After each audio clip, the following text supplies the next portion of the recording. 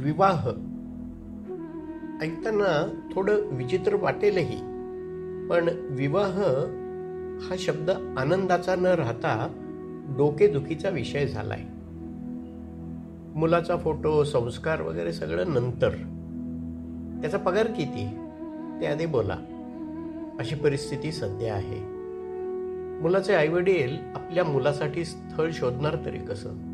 कारण मुलींचे ढीगभर पगार आणि अवाजवी अपेक्षा यामुळे ते हताश झालेत.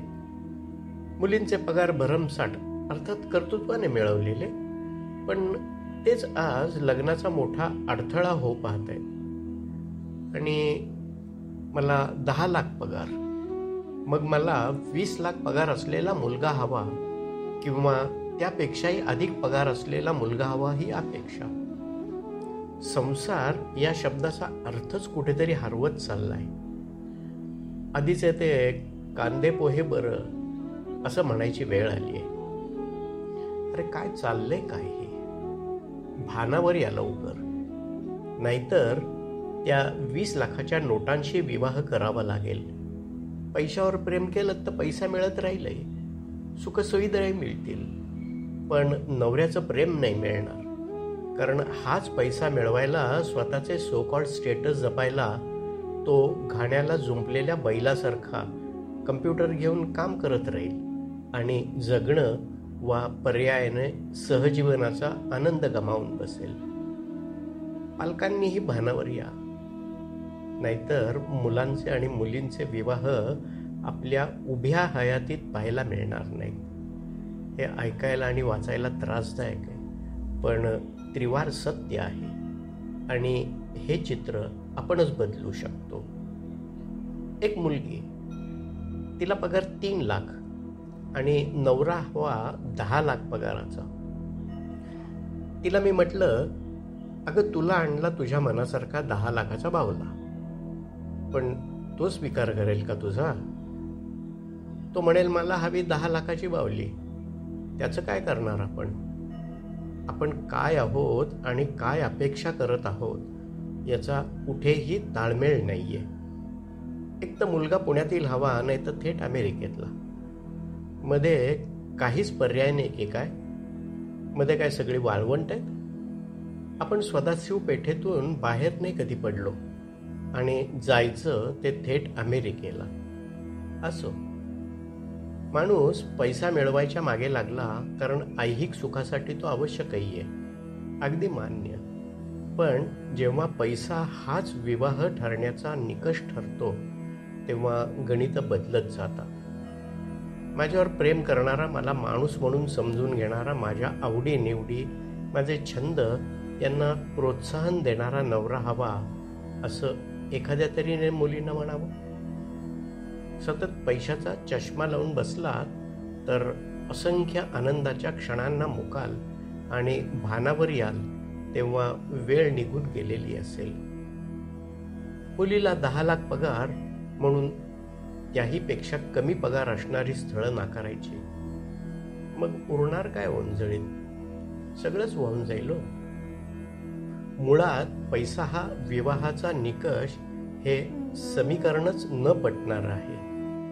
स्त्रियांना शिकवलं त्यांच्या पायावर उभे राहण्यासाठी, त्यांना आचार विचारांनी स्वावलंबी केलं.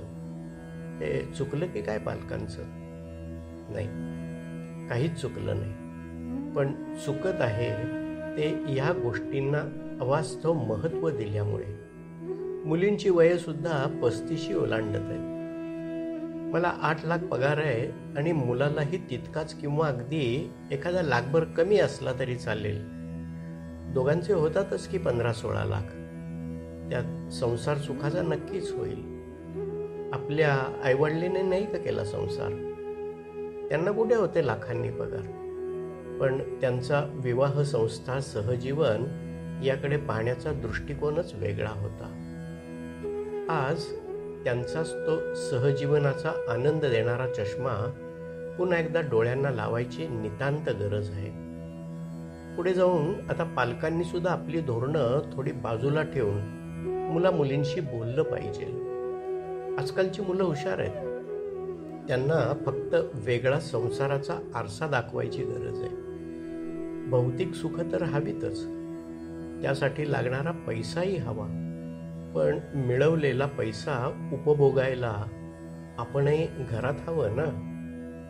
काय होतंय, पैसा हाच निकष प्राथमिक किंबहुना तो एकमेव निकष झाल्यामुळे मुलींची स्थळं शोधताना गुण, पत्रिका, गोत्र सर्व व्यवस्थित असेल तरी पगारावर सर्व गाड्या येऊन थांबतातच.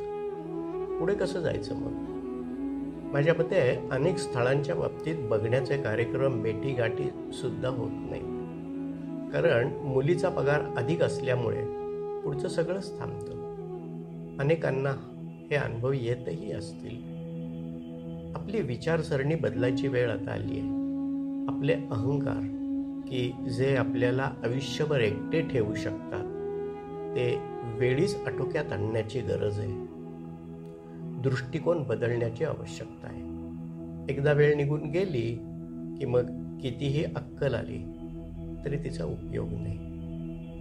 मुळात विवाह हा एक आनंद सोहळा आहे. आईवडिलांसाठी आपल्या मुलांच्या डोक्यावर अक्षता पडणं यासारखं दुसरं सुख असूच शकत नाही.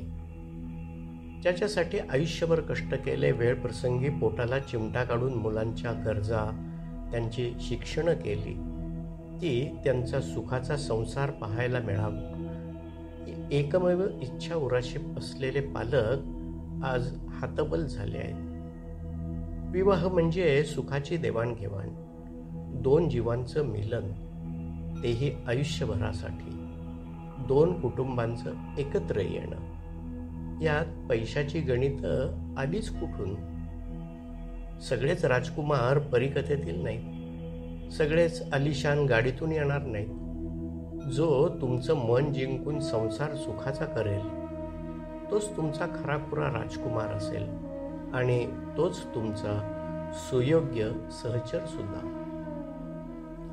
आज हा लेख वाचून निदान एका मुलीनं किंवा मुलानं आपल्याला आलेल्या स्थळांचा पुनर्विचार केला आणि आपला जोडीदार शोधला तर त्याच्यासारखा दुसरा आनंद माझ्यासाठी नसेल.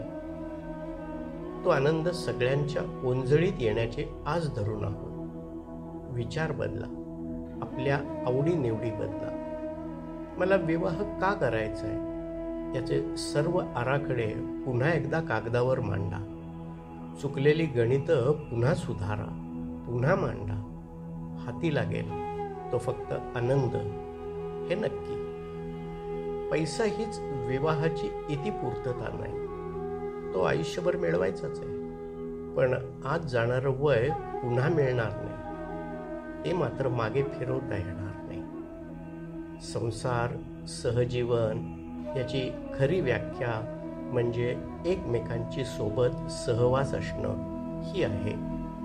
पैशाच्या तराजूत विवाह तोलण्याची गल्लत आपण करत आहोत. पैसा पैसा करत अनेक उत्तमातील उत्तम स्थळं हातातून निसटून जात आहेत. वास्तवात कधी जगणार आहोत आपण सगळे? सगळं दूर ठेवून वास्तव स्वीकारण्याची गरज आहे. आणि तसं झालं तर येत्या लग्नसराईत अनेक आईबाबा, सासू सासरे झालेले पाहायला मिळतील. विचार करण्यासारखी गोष्ट आहे. बघा पटतंय का? लेखिका अज्ञात. अभिवाचन अनिल खडके. Mobile number 9822004242.